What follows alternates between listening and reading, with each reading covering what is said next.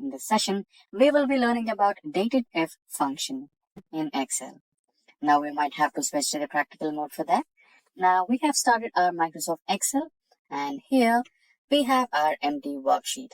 So DateDif function is majorly used to find the differences between two individual dates. So it is also called as DateDif by a few people, and a few people also reference it to DateDif, that is date difference. So anything is good. Now to find the difference between any two dates, let's select a few dates. So the first date would be, let us imagine that you're an employee and you wanted to find out how many years that you've been working with an organization. So for that, you might want to need today and the date where you joined the company, right? So it might be date of joining and today. So what's the difference, right? So let us imagine that you joined the organization somewhere around 2010, 0105, 2010, and today. So for today, you can give any particular date. Let us imagine that today is 1st of January 2021 or 2022.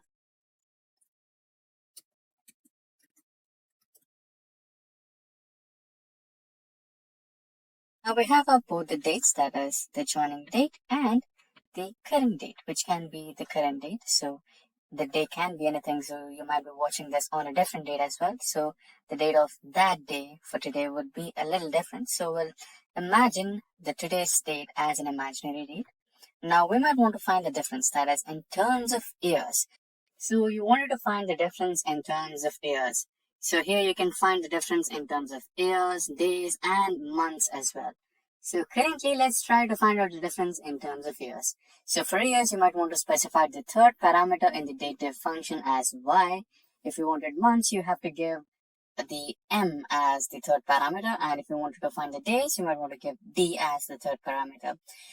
So we have discussed the third parameter. So what are the first two parameters, right? So the first two parameters are the first date and the last date. So the first date in this situation is your date of joining, and the last date or the final date which you want here is your today. So let's find the difference. So for that, equals to, so it can be DateDif or DateDif. So DateDif and the first date, which is the A2, and comma, the last date, that is B2, and your parameter, third parameter in terms of years, that is y, close the bracket and press enter. So there you go, you have your date here. So it's been like 11 years that you're working with your organization.